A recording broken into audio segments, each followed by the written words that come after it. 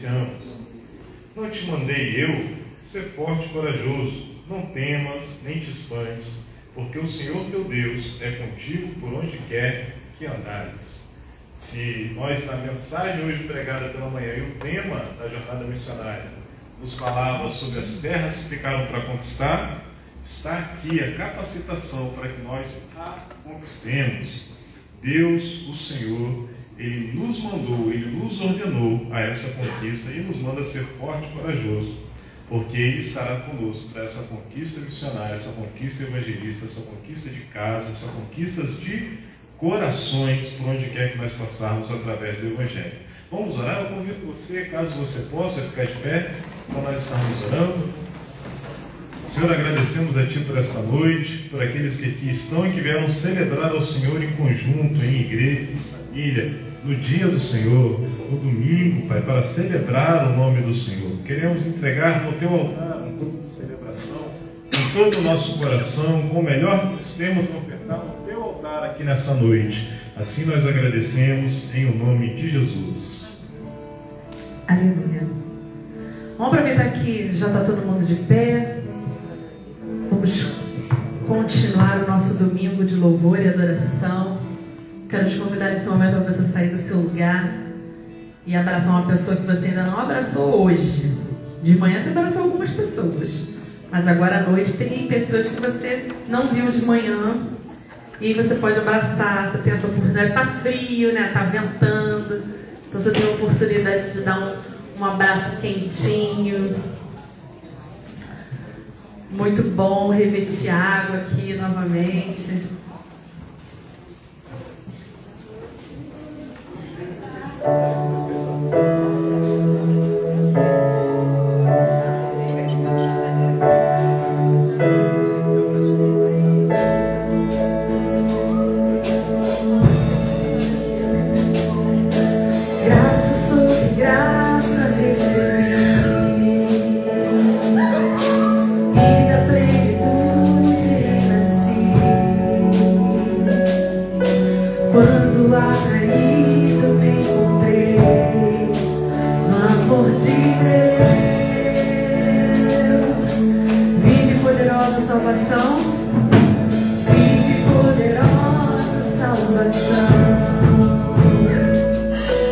Deus que me alcançou.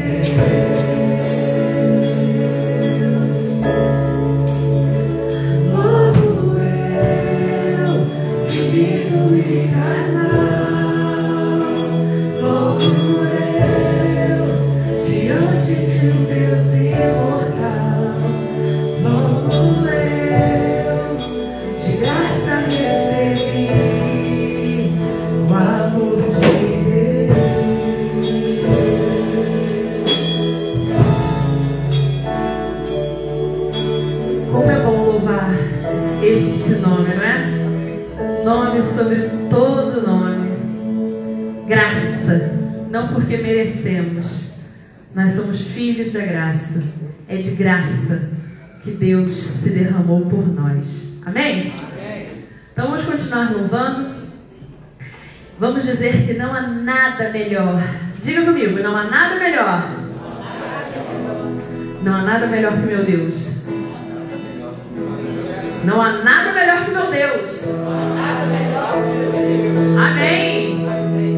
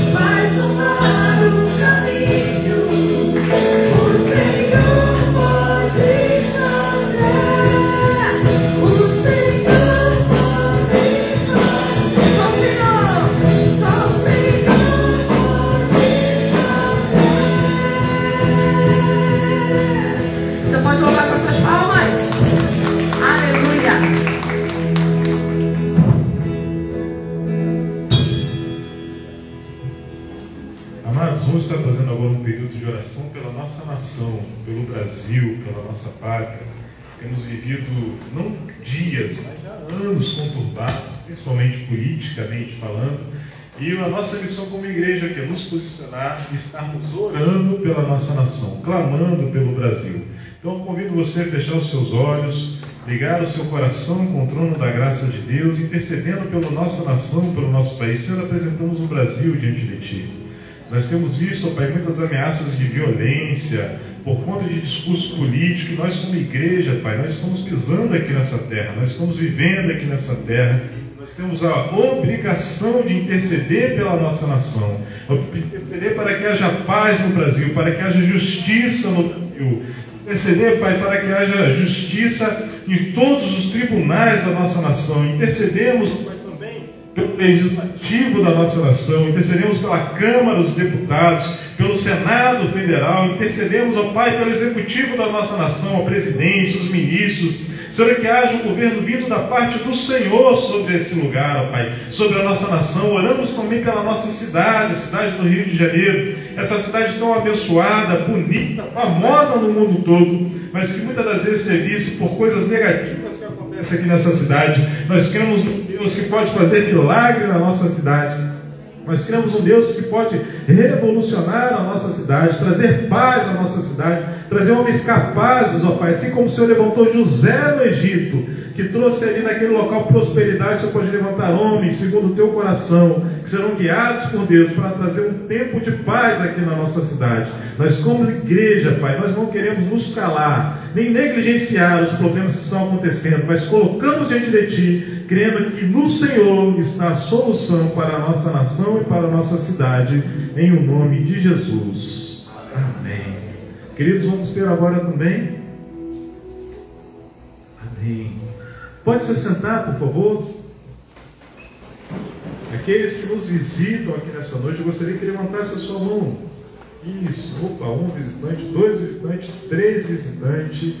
Eu queria então que a igreja fosse lá cumprimentar. Nós vamos orar pelos visitantes. Agradecemos a sua presença aqui nesse culto da noite. Que você seja abençoado, edificado, impactado também pela palavra de Deus. Seja muito bem-vindo. Nos alegramos muito com a tua presença aqui nessa noite. Amém?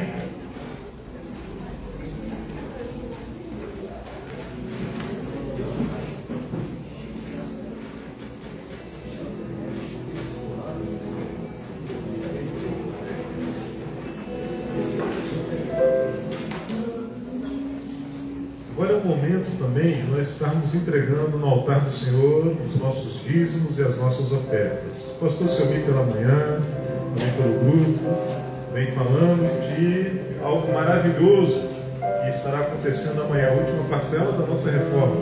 Amanhã estaremos sanando esse compromisso, honrando esse compromisso. E isso é fruto da sua fidelidade como membro aqui da Igreja Batista Missionária aqui no Maracanã. Então, não deixe de estar contribuindo. Aquilo que o Senhor trouxer ao teu coração, esteja entregando a sua oferta no altar do Senhor e a sua fidelidade no dízimo. Louvemos ao Senhor.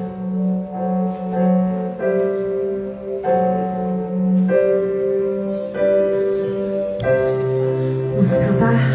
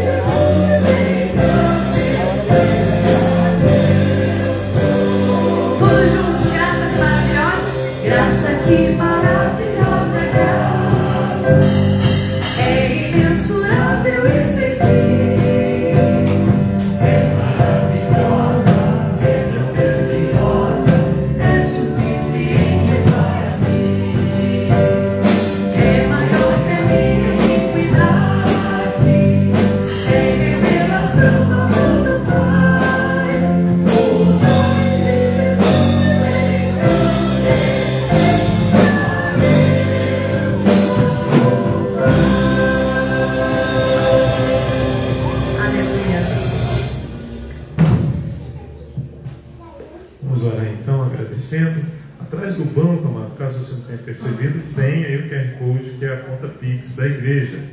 Às vezes você está perguntando assim, mas como é que eu faço para trazer oferta? Tem a conta Pix aí atrás dos bancos, também. Vamos orar. Senhor, agradecemos a Ti pela fidelidade da Tua igreja. Agradecemos a Ti pelo coração grato dos irmãos, pela liberalidade e o comprometimento com a edificação da obra do reino de Deus, através dos dízimos e das ofertas, em nome de Jesus. Vamos chamar as crianças aqui à frente, vamos estar orando por elas. Que bênção as crianças na casa do Senhor. O Heber falou assim: pai, você vai para onde? Eu falei: vou para a igreja. Mas a gente já foi de dia, vai de novo? Eu falei: de novo. De dia e de noite. Não é, Heber? De dia e de noite. Mas a gente já foi de dia, vamos de novo?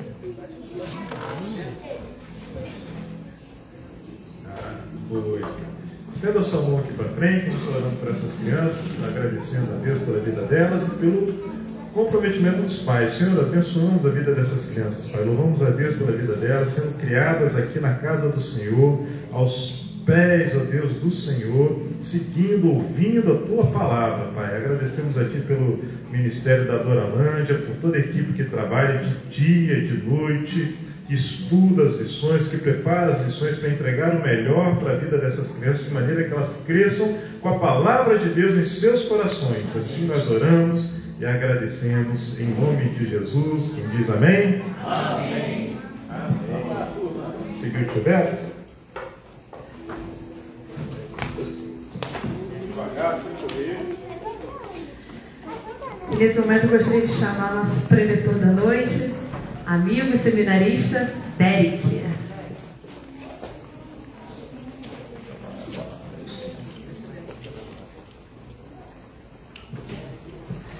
Amém. Boa noite, meus irmãos. Estou particularmente nervoso hoje, né, por motivos óbvios, né, inclusive talvez alguns estejam olhando pensando: quem é esse aí? Eu sou o Derek, eu pedi carta aqui para a igreja na semana passada, né, e já estou aqui. Olha que loucura, né? E eu quero agradecer muito aos irmãos por terem me acolhido também, não só a mim, né, mas a Thaís, minha esposa. Nós éramos membros da Igreja Batista Parque Sueli, que ficava em Cosmos, né, perto ali de Campo Grande, Santa Cruz. Nós morávamos para lá, mas a nossa vida toda estava para cá, né? Então, os estudos da Thaís, meu trabalho, aliás, meus trabalhos, né, porque eu tenho 3 empregos. Sou um pouquinho viciado em trabalhar, mas Deus está trabalhando nisso também. Então, estava tudo para cá, e aí eu pensei: é melhor a gente se mudar lá para baixo, né, que seria para essa região, porque é melhor a gente fazer uma viagem para ir para a igreja do que fazer 5, 6 para trabalhar, né?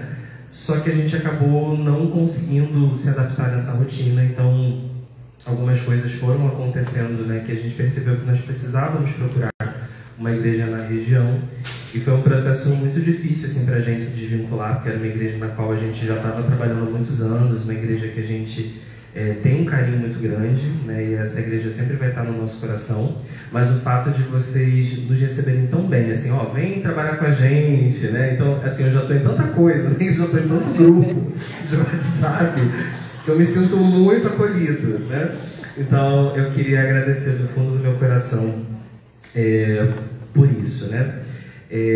Então, dizer, né, que eu trabalho como biomédico. Então, para quem não sabe o que é isso, é aquela pessoa que colhe seu sangue, faz o exame e libera o laudo. Então, eu trabalho com essa parte. Eu também sou professor. E aí, ser professor tem alguns problemas, principalmente a gente falar demais. Então, eu já vou aqui começar. E o Senhor me trouxe uma mensagem para trazer aos irmãos, num texto que pode parecer um pouco estranho, mas depois ele vai fazer sentido, eu prometo. Eu queria que você abrisse a sua Bíblia no livro de Lamentações, capítulo 3, Nós vamos ler a partir do primeiro versículo. Eu tinha comentado com o pastor que eu gosto muito de Antigo Testamento, né? E eu amo ver o quanto o Antigo Testamento aponta para Jesus e quanto ele tem lições tão atuais para as nossas vidas, né? Nós vamos ler Lamentações, capítulo 3, a partir do versículo 1. A minha versão é a NVI. Eu vou estar lendo aqui, os irmãos podem acompanhar. Eu sou o homem que viu a aflição trazida pela vara da sua ira. Ele me impeliu e me fez andar na escuridão e não na luz. Sim, ele voltou sua mão contra mim, vez após vez, o tempo todo. Fez que a minha pele e a minha carne envelhecessem e quebrou os meus ossos. Ele me sitiou e me cercou de amargura e pesar. Fez-me habitar na escuridão, como os que há muito morreram. Cercou-me de muros e não posso escapar. Atou-me a pesadas correntes. Mesmo quando clamo ou grito por socorro, ele rejeita a minha oração. Ele impeliu o meu caminho com blocos de pedra e fez tortuosas as minhas sendas. Como um urso à espreita, como um leão escondido, arrancou-me do caminho e despedaçou-me, deixando-me abandonado. Preparou o seu arco e me fez alvo de suas flechas. Atingiu meu coração com flechas de sua aljava. Tornei-me objeto de riso de todo o meu povo. Nas suas canções eles zombam de mim o tempo todo. Fez-me comer ervas amargas e fartou-me de fel. Quebrou os meus dentes com pedras e pisoteou-me no pó. Tirou-me a paz. Esqueci-me o que é prosperidade. Por isso digo, meu esplendor já se foi, bem como tudo o que eu esperava do Senhor. Lembro-me da minha aflição e do meu delírio, da minha amargura e do meu pesar. Depois nós vamos continuar a leitura. Vamos orar? Deus amado, muito obrigado pela Tua palavra, que o Senhor possa nos conduzir nessa noite. Eu sei que o Senhor tem algo especial a falar aos nossos corações. E nós queremos pedir, Senhor, que a nossa natureza humana não seja impedimento para aquilo que o Senhor quer fazer no nosso meio, que a gente não se distraia, que a gente não priorize outras coisas, que nesse momento a gente possa estar dedicado a ouvir a Tua voz. Em nome de Jesus. Amém. Meus irmãos, esse texto é um texto de lamentação, tanto que está no livro de Lamentações. E muitas vezes a gente fala, caramba, quanto sofrimento. Obrigado, meu irmão. Quanto sofrimento. E a gente muitas vezes não sabe exatamente o que estava acontecendo nesse contexto, para que o autor, que a maioria das pessoas vão concordar que foi Jeremias, né? Algumas pessoas lançam dúvidas sobre isso, mas a tradição judaica e várias pessoas estudiosas do tema concordam que Jeremias foi a pessoa que escreveu esse texto. A gente precisa entender o que ele estava vivendo. Então eu queria fazer uma recapitulação muito breve da história até ali. A gente precisa entender que lá em Gênesis, sim, a gente precisa voltar em Gênesis, mas a gente vai ser rápido, prometo. Deus, ele falava com pessoas diretamente, ele lidava com famílias. Então foi assim com Adão e Eva, porque só tinha eles, né? Então começou esse relacionamento. Mas depois uma geração foi surgindo atrás da outra, e a Bíblia narra o encontro de Deus com Noé. Noé já vivia no meio de uma sociedade, mas Deus tratava com ele e com a sua família. E aí depois nós vemos os patriarcas, onde Deus começa a construir uma nação. Até então não havia uma nação que levava o nome do Senhor, mas Deus começa a construir uma nação a partir de famílias. Então você tem Abraão, Isaac e Jacó. A partir de Jacó, que tinha muito amor para dar, tinha muitas esposas e muitos filhos, Deus acaba aproveitando essa característica, né, talvez não tão boa, mas ele cria a sua nação a partir dessa família tão conturbada, que era a família de Jacó. E a partir de Jacó e desses filhos todos, eles se mudam para o Egito e crescem tanto que viram um povo tão ameaçador, tão poderoso, tão imponente, que os egípcios entenderam que a forma de controlar era forçar eles a se tornar escravos. Então eles começam a sua história como nação já sendo escravos de Faraó. Então Deus levanta Moisés como líder nacional para tirar o povo de lá e começar a peregrinação pelo deserto. E aqui a gente precisa fazer uma pausa que tem a ver com o texto que nós lemos. Deus, ele faz uma aliança com o seu povo. E nessa aliança que ele faz, lá em Deuteronômio, no capítulo 28, nós não vamos ler agora, mas é um capítulo que fala sobre as bênçãos da obediência e as maldições da desobediência. Entre as bênçãos da obediência, Deus fala, se vocês me obedecerem de todo o coração, vocês terão colheitas fartas, vocês terão paz na cidade, paz no campo, vitória sobre os inimigos, famílias grandes, felizes, saudáveis, chuva abundante. Israel era uma região rica em desertos, então ter chuva era um grande privilégio. Deus falou: eu farei isso, farei rios no meio do deserto. E Deus, ele promete isso: se vocês me obedecerem, vocês terão todas essas coisas. Mas se vocês não me obedecerem, vocês sofrerão as maldições da desobediência, que são pestes, toda sorte de doenças infecciosas, secas, queda grave da produção do campo, fome, derrota para os seus inimigos, cidades tomadas pela violência, famílias destruídas pela infidelidade conjugal, filhos vendidos como escravos. Isso mostrava a extrema pobreza, a ponto de você ter que vender o seu filho para pagar uma dívida. A nobreza vai perder a sua glória. Então os ricos e poderosos, você não vai saber a diferença entre eles e as pessoas mais miseráveis do seu povo. Países estrangeiros invadirão as suas cidades, destruirão as suas cidades e, por fim, o exílio. Essa tinha sido a promessa de Deus se o povo não obedecesse, se ele não se arrependesse. E Moisés, que já caminhava com esse povo há 40 anos, quando chega em Deuteronômio, ele já está meio que se despedindo. Ele conhece muito bem o seu eleitorado. Ele sabia: olha, isso vai acontecer com vocês. Quando a gente lê o capítulo 30 de Deuteronômio, parece uma chuva de pessimismo de Moisés. E Moisés, ele fala: olha, Deus vai mandar vocês para o exílio, mas Ele os trará de volta. O Senhor não vai fazer isso para destruir vocês, Ele vai fazer isso para reconstruir vocês. Então, recapitulando: primórdios, patriarcas, destruição, líderes nacionais. E aí Josué, dando continuidade como líder nacional, conquista a terra prometida, faz o povo se assentar nos locais, só que ele morre, E aí o povo entra num período que se chama de anarquia tribal. É o momento onde cada um vai viver a sua vida, onde cada um faz o que acha certo aos próprios olhos. Não tem lei, não tem líder, não tem nenhuma diretriz que una todas as pessoas. E esse é o período mais triste da história do povo de Deus. E diga-se de passagem, eu acho que a história mais triste de toda a Bíblia acontece nesse momento. É uma história que toda vez que eu leio, eu fico muito mal. Parece que o autor ele consegue narrar lá no livro de Juízes de um jeito tão pesado, mas tão pesado, que você entra numa mini depressãozinha quando você está lendo. Deus, então, ele começa a ver que o povo entra num ciclo de idolatria, corrupção, injustiça social e uma série de problemas muito graves.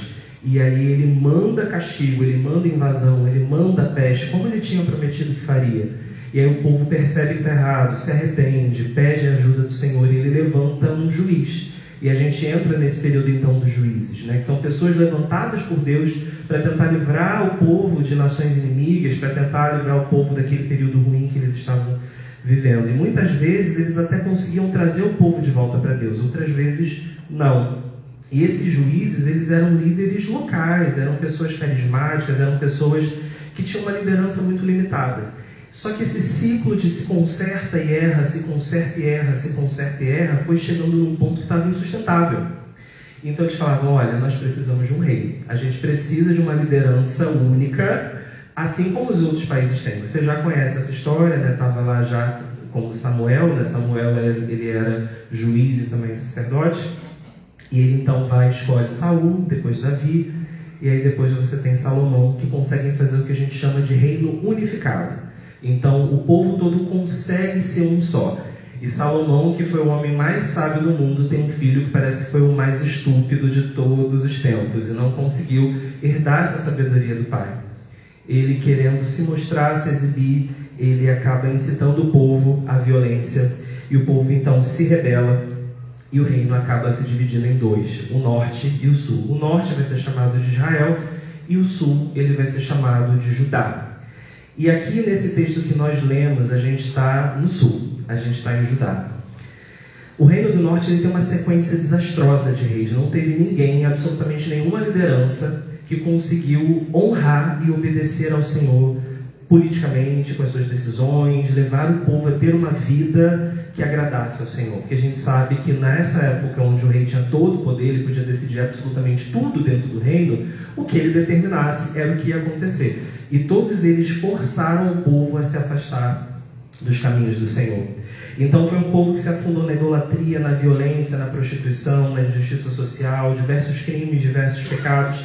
E Deus então enche o cálice da sua ira e fala basta, e em 722 a.C. a Assíria invade o Reino do Norte, destrói todas as cidades e leva as pessoas cativas. Judá oscilava entre reis bons, fiéis ao Senhor, e reis que desobedeciam. Só que houve 4 gerações seguidas de reis infiéis e cruéis diante do Senhor: Joacai, Joaquim e Zedequias. E aí, para vocês terem uma ideia, eles fizeram coisas até piores do que o Reino do Norte. Para vocês terem uma ideia, nós não estamos falando de uma nação pagã, nós estamos falando de uma nação que se chamava pelo nome do Senhor. Eles iam cultuar ao Senhor no templo e no dia seguinte estavam queimando seus próprios filhos num altar a Baal. Esse era o povo de Deus, nesse período. Então, fazendo valer o que Deus tinha falado para Moisés há tanto tempo lá atrás, o Senhor permite que a desgraça chegue. Mas Deus é tão misericordioso que antes dessa desgraça chegar, Ele sabia que o povo não ia se arrepender, mas Deus ainda dá uma última chance. Ele levanta Jeremias, que é o texto que nós lemos agora. Jeremias, ele era um sacerdote na cidade de Ananote, ele nunca se casou e não teve filhos, porque Deus mandou que assim fosse. Ele falava: a próxima geração passará por tanta dor que é melhor você não se casar e é melhor você não ter filhos. E ele não teve, em obediência ao Senhor. Jeremias, ele começa a pregar sobre a necessidade do arrependimento, ele começa a falar que Deus enviaria o juízo, de que Deus estava enviando a Babilônia, e as pessoas não acreditavam. Falam: imagina, a Síria, que era toda poderosa, tentou invadir a gente, Deus livrou a gente da Síria, Deus há de nos livrar novamente. Teve até um episódio onde Jeremias, ele coloca um jugo de boi nos ombros e fala que o Senhor colocaria um jugo sobre o povo. E um falso profeta chamado Ananias, ele pega aquele jugo, quebra e fala: Deus está quebrando o jugo da Babilônia. O pessoal E é muito interessante como não tem nada novo no mundo, né? Isso aqui, de certa forma, é quase que uma teologia da prosperidade. Vai dar tudo certo, você é mais que vencedor, né? Deus, ele vai fazer você caminhar de vitória em vitória. Não importa se você está todo errado, não importa se a tua vida está toda torta, né? E aí, em 586, a Babilônia cerca e passa um tempo ali aguardando a ocasião para invadir, porque os muros, eles eram muito grossos, né? Eram tão grossas as paredes dos muros que cabiam casas em cima dos muros, então era difícil você invadir.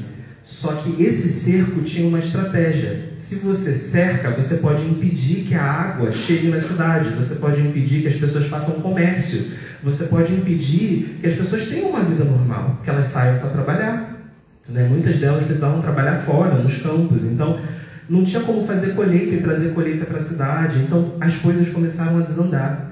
Começa a acontecer fome, começa a acontecer peste, as pessoas ricas começaram a fazer mendicância, elas começavam a pedir esmola na rua. Tem um texto de Jeremias, inclusive, que ele fala que às vezes eram encontradas na rua ouro e pedras preciosas, porque elas passaram a não ter nenhum valor. Não tinha que comprar com elas. Então, esse ponto acabou chegando. A fome, meus irmãos, foi tão extrema que o texto, não em Lamentações, mas em Jeremias, ele narra um período em que mães pegaram seus próprios filhos e assaram para ter o que comer. Eles mataram seus filhos e assaram para ter o que comer. Por fim, a cidade ela é invadida, muitas pessoas são mortas, o rei Zedequias, ele é capturado, e tem uma cena muito forte também, que ele é segurado e ele precisa olhar um capataz assassinando seu filho na frente dele. E logo depois que ele é assassinado, seus 2 olhos são furados para que a última lembrança visual que ele tenha seja do seu filho sendo morto na frente dele.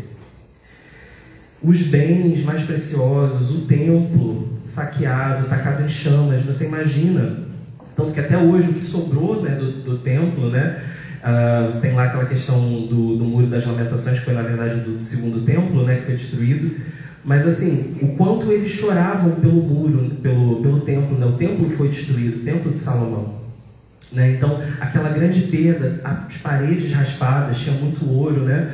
Os bens preciosos levados. Nesse período, Daniel é levado também, a nobreza, as pessoas mais inteligentes, aquelas pessoas que poderiam contribuir de alguma forma, foram levadas para o cativeiro. Então, quando a gente fala de tudo isso, a gente entende por que Lamentações. Não foi um período fácil.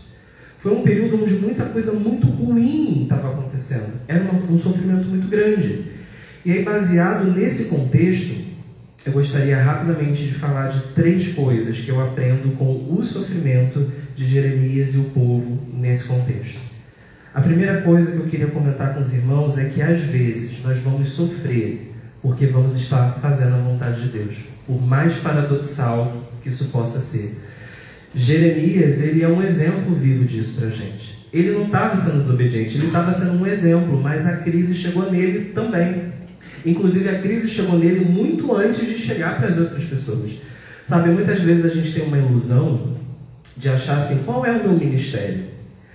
O que você gosta de fazer? Isso quase sempre é um critério para a gente. O que você gosta de fazer? O que você se sente feliz fazendo? E muitas vezes a gente começa a achar que ministério é aquilo que vai nos trazer felicidade. E não é. Quando a gente olha, Jeremias ele não pôde se casar, não pôde ter filhos, ele começa a pregar uma mensagem extremamente antipopular, ele lidou com rejeição das pessoas, as pessoas zombavam dele, teve um episódio que ele foi açoitado pelo próprio sacerdote. Então ele estava levando uma mensagem de Deus e o sacerdote, que era um representante de Deus para o povo, estava açoitando o profeta de Deus. Ele foi amarrado num tronco por um dia inteiro. Ele passa a ouvir que os líderes religiosos estavam conspirando para matar ele. Ele já foi preso numa cela subterrânea em condições extremamente precárias. Ele já foi lançado numa cisterna escura e lamacenta. Então, chega a ser meio injusto a gente falar que Jeremias é um profeta chorão. Eu estaria chorando bem mais no lugar dele se fosse comigo. Meus irmãos, não está sendo assim para nós também hoje. A gente está vivendo um momento onde servir ao Senhor é muito desafiador e muito desagradável às vezes. O censo do IBGE, ele fala que o Rio de Janeiro tem mais igreja do que o hospital e escola junto. Por que o Rio de Janeiro é do jeito que é se tem tantas agências do Reino de Deus aqui? É uma coisa que nós temos que nos pensar. A gente chega no trabalho e a gente ouve piada da cantora gospel que assassinou o próprio marido, que tinha caso com o próprio filho. A gente ouve piada do deputado evangélico preso por corrupção. Não sei se vocês sabem, mas a maioria dos pastores no Brasil não se aposentam como pastores. A maioria troca o ministério em algum momento para outras profissões. Tem uma pesquisa que mostra isso. Menos de 40% dos pastores finalizam a vida, se aposentam no ministério. Porque tem que lidar com intriga, tem que lidar com ingratidão, tem que resolver problema de família. Tem muito pastor, né? É muito engraçado que no trabalho, quando a gente conversa com pessoas que não são servas de Deus, elas acham que pastor é tudo rico, que pastor tudo embolsa dinheiro de igreja. Tem muito pastor em igreja pequena no Brasil todo que nem salário tem, né? Então, meus irmãos, estar no centro da vontade de Deus não precisa ter como evidência você estar feliz. Então, quando nós olhamos para Jeremias, a gente entende que, às vezes, fazer o que Deus quer de nós, o nosso ministério vai nos levar para lugares de muita tristeza, de muito sofrimento. A gente vê isso nitidamente também no apóstolo Paulo. Tem um texto muito interessante que ele fala que o Espírito Santo o avisava de que em cidade em cidade muitas cadeias e açoites o aguardavam. Eu fico imaginando a cabeça de Paulo. Eu estou indo para lá e eu sei que quando eu chegar lá, serei preso e serei açoitado. Qual é a nossa natureza humana? Não vou. Então não vou. Mas estar no centro da vontade de Deus é encarar os sofrimentos e o preço a ser pago por estar no centro da vontade de Deus, né? E aí a gente pensa, nossa, mas se for desse jeito, então qual é a vantagem da gente servir? Irmãos, quando a gente olha para Jesus ele serviu e sofreu muito. Ele foi obediente até a morte, e morte de cruz. E graças ao seu sofrimento, hoje nós temos esperança de uma vida eterna com Deus. Ele não nos deve favores. Nós devemos tudo a Ele. Mas eu sei, humanamente falando, você está no ministério e está sofrendo, dá vontade de desistir. Jeremias também. Isso é normal, esse sentimento é normal. Ninguém gosta de sofrer.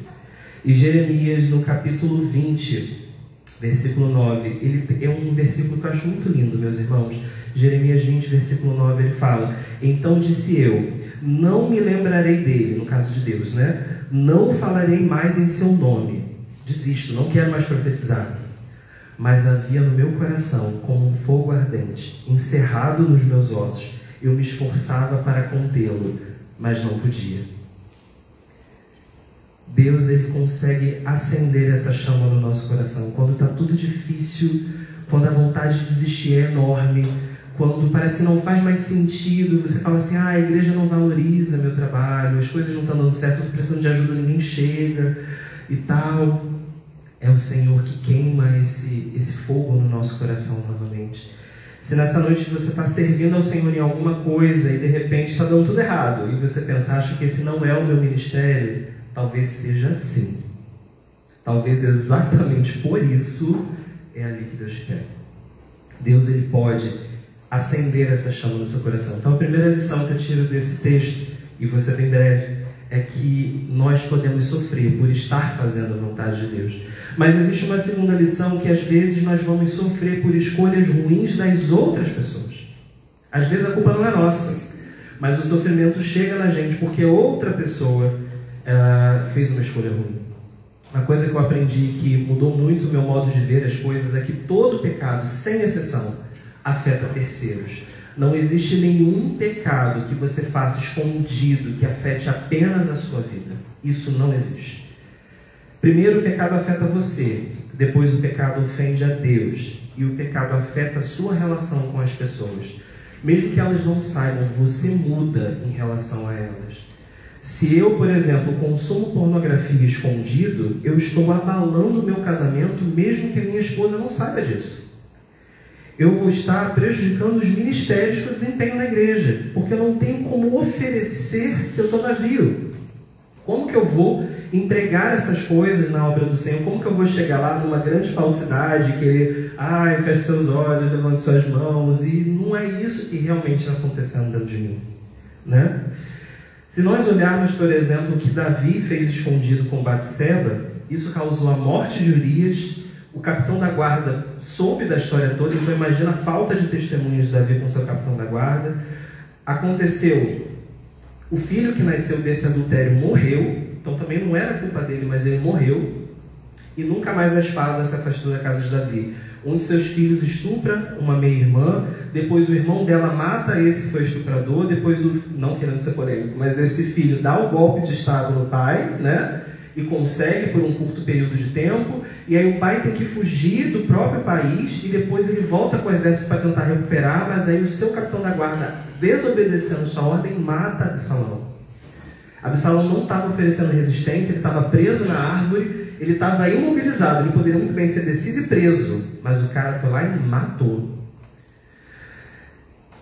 Quando um homem abre uma garrafa de álcool, ele pode se acidentar, mas ele pode acidentar outras pessoas na rua dirigindo, ele pode perder dinheiro na rua, ele pode bater na esposa quando chega em casa, ele pode fazer alguma covardia com seus filhos ou filhas. Quando Jeremias ele obedece a Deus, ele também vive o cerco. O cerco, esse castigo de Deus, não foi pelo pecado dele, mas foi pelo pecado das pessoas em volta, mas ele estava ali. Então, a gente não pode pensar que estava faltando pão na casa de todo mundo e Jeremias estava comendo estrogonofe. Não tem como. Então, o momento difícil chegou para ele também. Então, decisões ruins que são tomadas no Palácio das Laranjeiras afeta crente e não crente. Decisões ruins tomadas em Brasília afeta crente e não crente. Tarifaço do Trump pode afetar crente e não crente. Então, não depende da gente. Então, muitas vezes nós vamos sofrer por decisões ruins de outras pessoas. Isso faz parte como consequência do pecado ter entrado no mundo. E como terceira lição para a gente encerrar, às vezes nós vamos sofrer por causa das nossas más escolhas. E esse é o mais certo de todos, né? Desde Moisés, o exílio estava sendo anunciado, o povo teve tempo de se arrepender, e aqui era o povo crente da época. A gente está falando sobre ser crente. Deus mandou Jonas ir para o norte, Jonas foi para o sul. E quem conhece a palavra de Deus, meus irmãos, ele não é tido por inocente. Crente que vive na desobediência está atraindo o juízo de Deus para si. O Hernandes Dias Lopes, quando ele pregou uma vez sobre Jonas, ele falou uma frase que eu achei muito interessante: crente desobediente é endereço certo de tempestade. Então eu queria que você parasse um pouco e pensasse no que de ruim talvez esteja acontecendo na sua vida, nos sofrimentos que talvez você possa estar passando. Será que algum deles não foi culpa sua? Não foi uma escolha sua? Será que muitas vezes a gente não está só colhendo o fruto do que a gente planta? Às vezes a gente fala: Senhor, porque eu me fartei? Só falta Deus responder: você comeu fritura todo dia durante 20 anos. O que você acha que ia acontecer? Senhor, o meu casamento está em crise. Lógico, você está tratando sua esposa igual um lixo há muito tempo. Senhor, eu estou com burnout. Claro, você aceita vários compromissos, mesmo sabendo que não tem tempo, mesmo sabendo que está cansado, você continua aceitando. Então, às vezes, o que acontece com a gente é simplesmente uma consequência natural das nossas escolhas ruins. Então, existem sofrimentos que não é castigo divino necessariamente, é só você colhendo fruto do que você plantou. E, meus irmãos, como a gente erra. A gente erra na escolha das nossas palavras, a gente erra nos nossos pensamentos intrusivos, a gente erra nas nossas ações, às vezes até com boas intenções, a gente erra na mesma coisa várias vezes.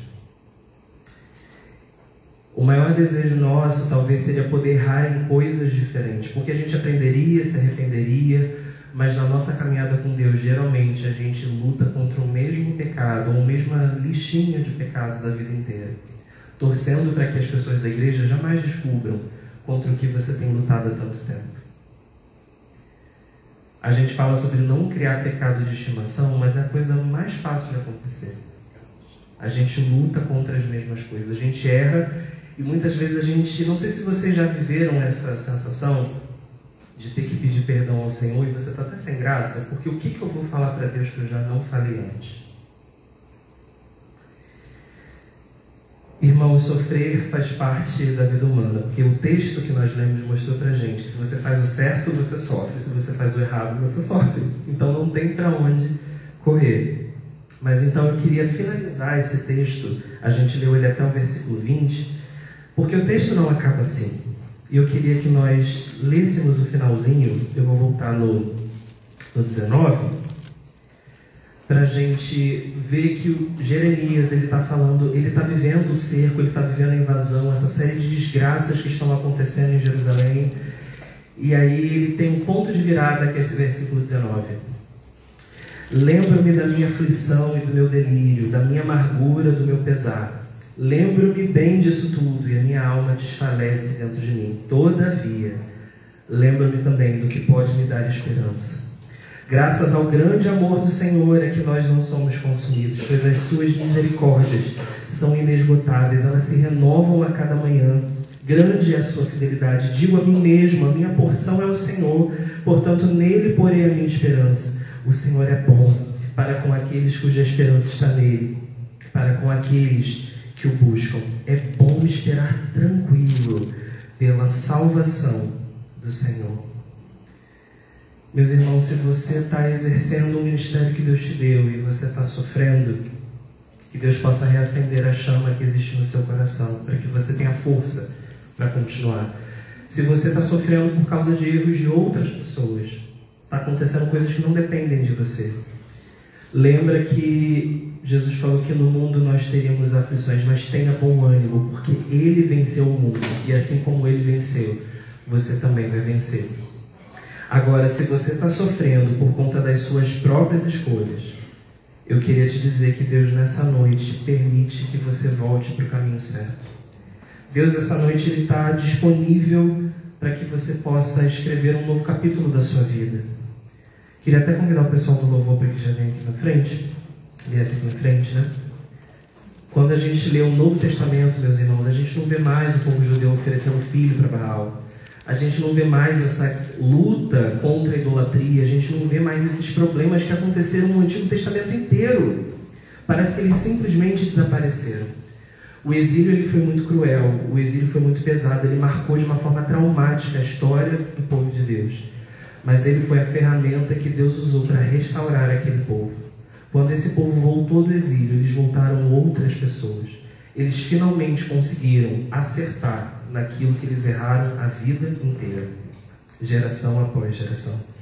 Talvez os sofrimentos que Deus está permitindo que você viva sejam um instrumento que Ele está usando para moldar a sua vida, para mudar a sua história, para fazer você outra pessoa, para fazer você mais parecido com Cristo Jesus. Deus, Ele deseja que você vença. Deus, Ele não quer que você sofra, mas porque Ele te ama, Ele quer resolver as coisas. Ele quer que você volte, Ele quer que você mude. Mas o que você quer? Queria que você baixasse a sua cabeça.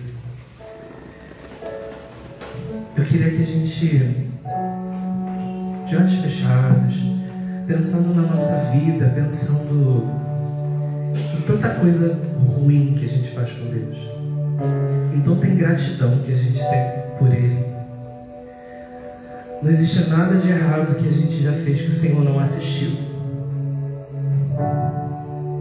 Aquela cruz do Calvário foi pesada demais, foi sofrida demais.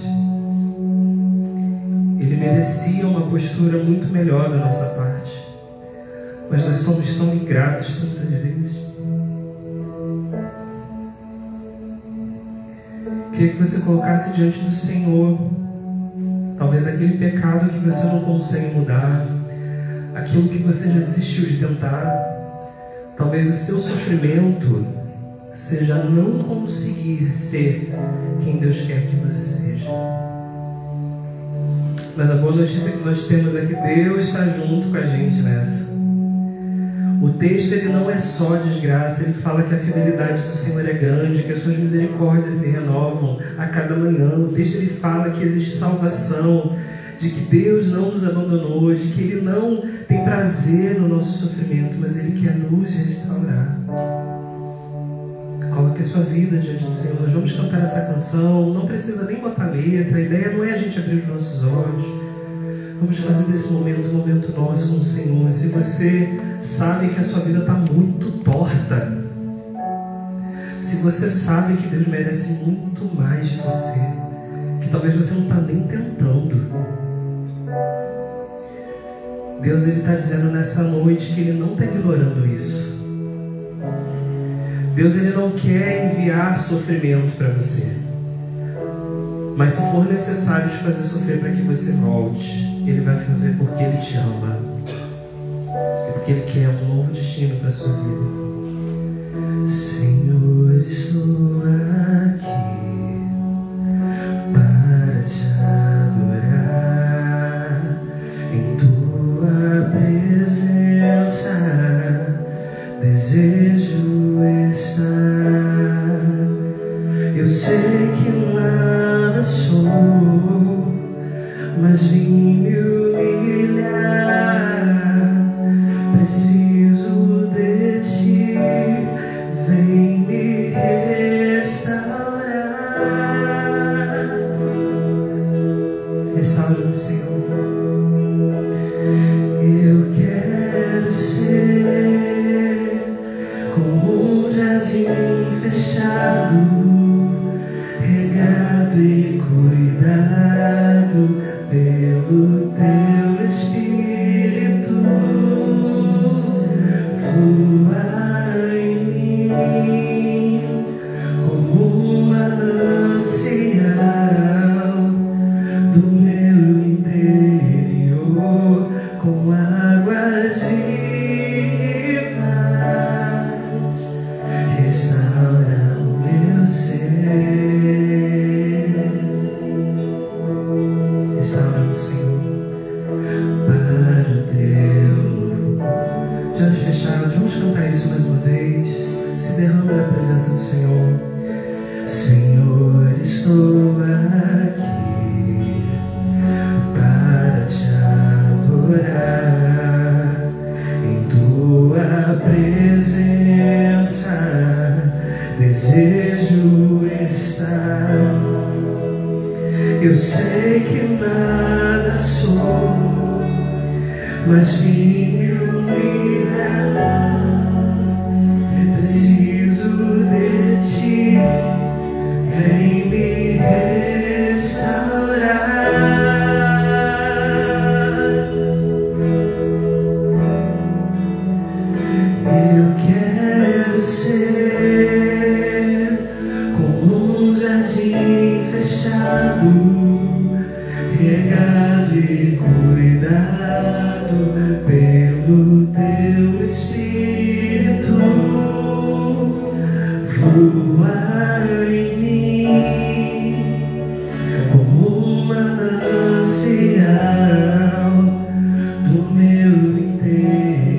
com águas vivas, restaura o meu ser.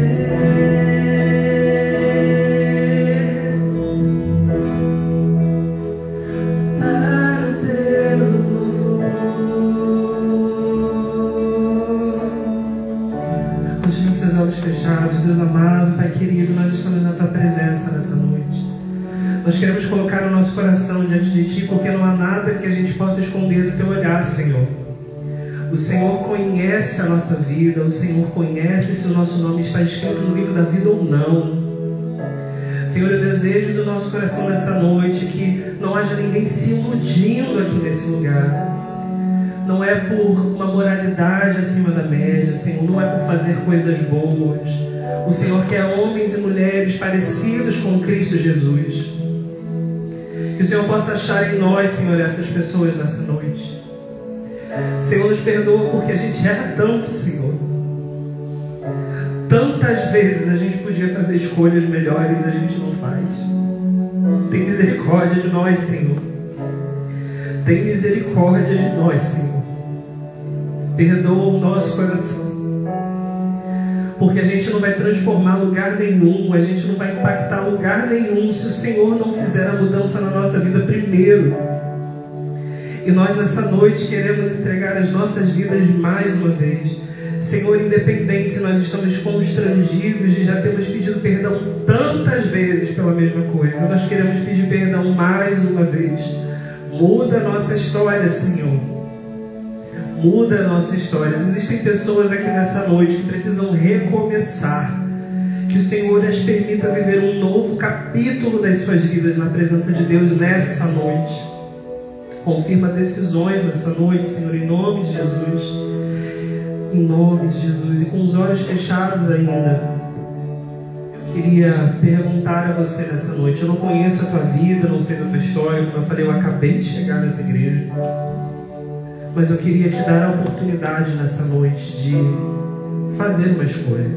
Se você sabe que Deus está infeliz contigo, se você sabe que Deus queria uma outra postura de você, e nessa noite você finalmente está disposto a reconhecer isso e assumir um compromisso de verdade com Deus, eu queria que você levantasse uma das suas mãos, para que a gente possa orar por você. Se você quer assumir esse compromisso com Deus hoje, só faça um sinal. Eu não vou me alongar por causa da hora, mas se Deus falou contigo, se você tem certeza de que Deus ele quer uma mudança de você, uma mudança de postura, de atitude, só faça um sinal e nós vamos orar por você. Então, que todos nós aqui nessa noite que estamos declarando que o Senhor já é Senhor da nossa vida, que assim seja, para a glória de Deus. Amém. Pastor.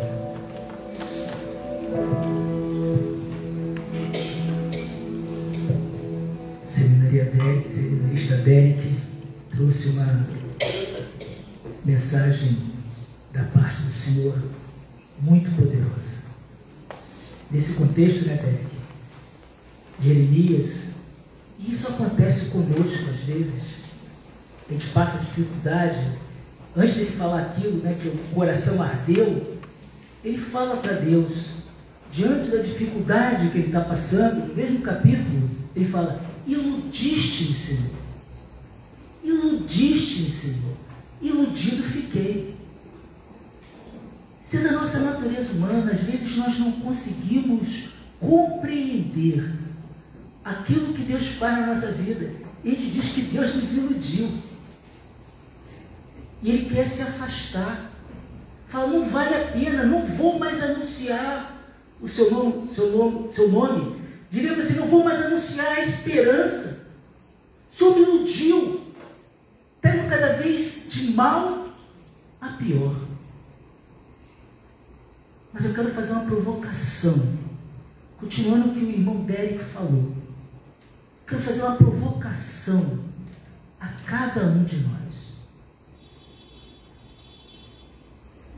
Que você, eu e você, possamos ter em nome de Jesus, um compromisso verdadeiro com o Senhor. Colocar os nossos corações diante de Deus. Reconhecer que nós não somos nada sem Ele. E saber que Ele é todo poderoso para transformar e mudar a nossa vida. Deus está te chamando nessa noite. Deus quer restaurar as nossas vidas. Ele quer um compromisso verdadeiro. Ele quer não mais que a gente faça um lamento, mas Ele quer trocar as nossas vestes de cinza em vestes de louvor.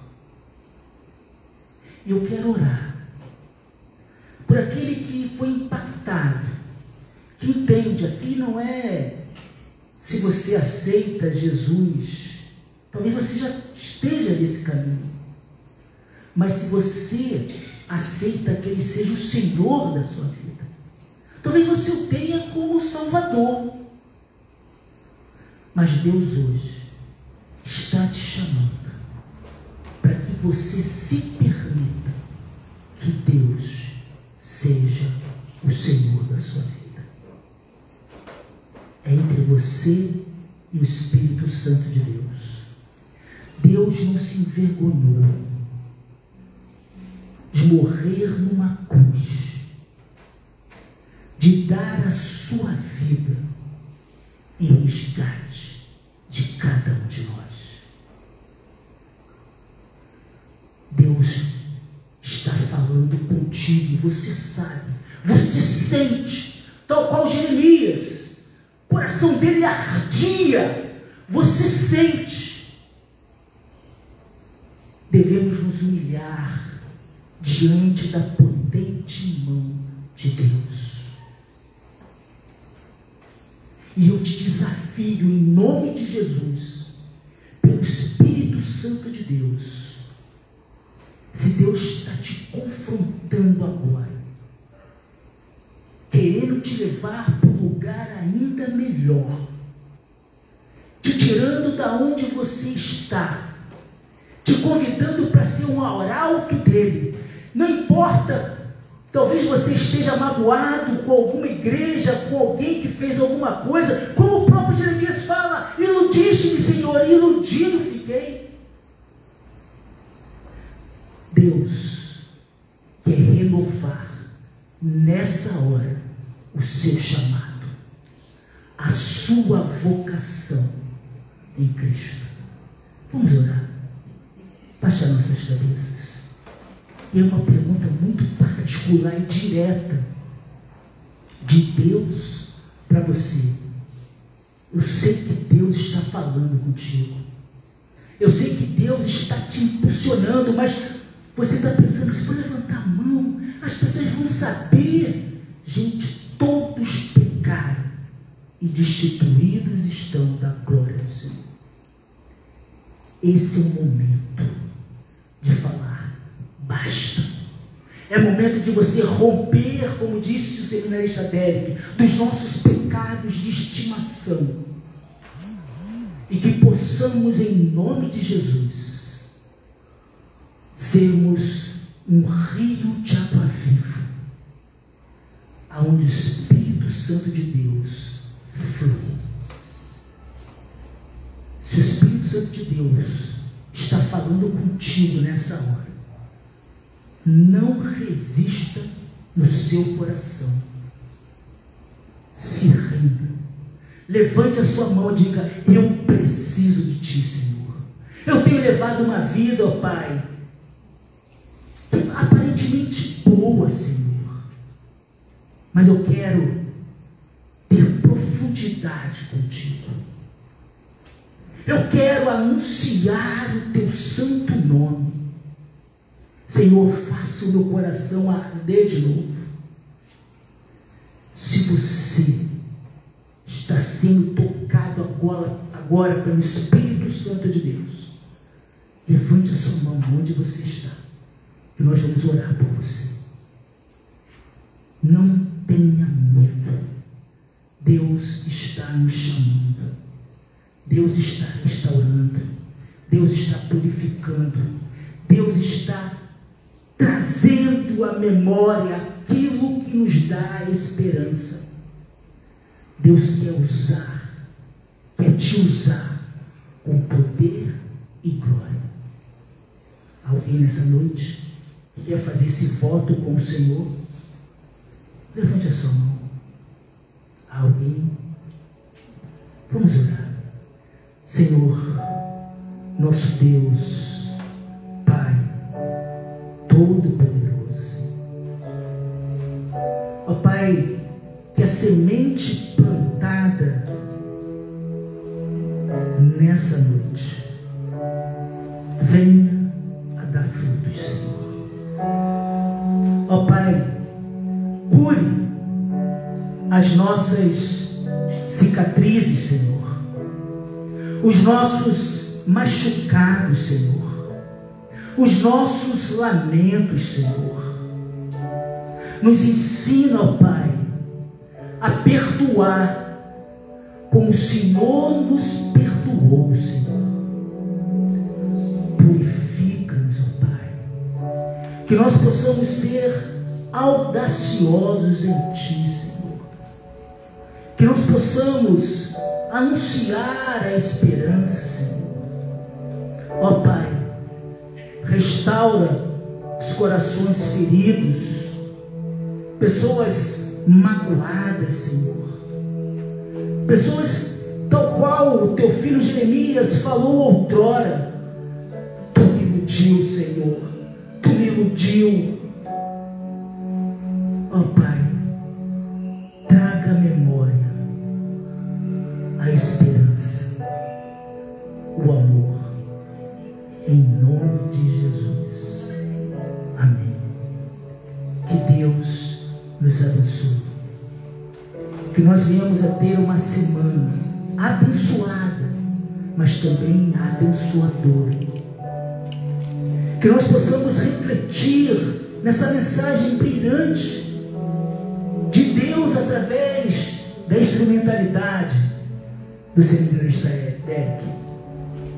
Que nós possamos todos os dias buscar a vontade de Deus, e que o amor de Deus, o nosso Pai, a maravilhosa graça de Jesus Cristo e a santa comunhão do Espírito Santo de Deus seja com essa igreja, com cada um aqui e com todo o povo de Deus espalhado por todo esse mundo, hoje e eternamente.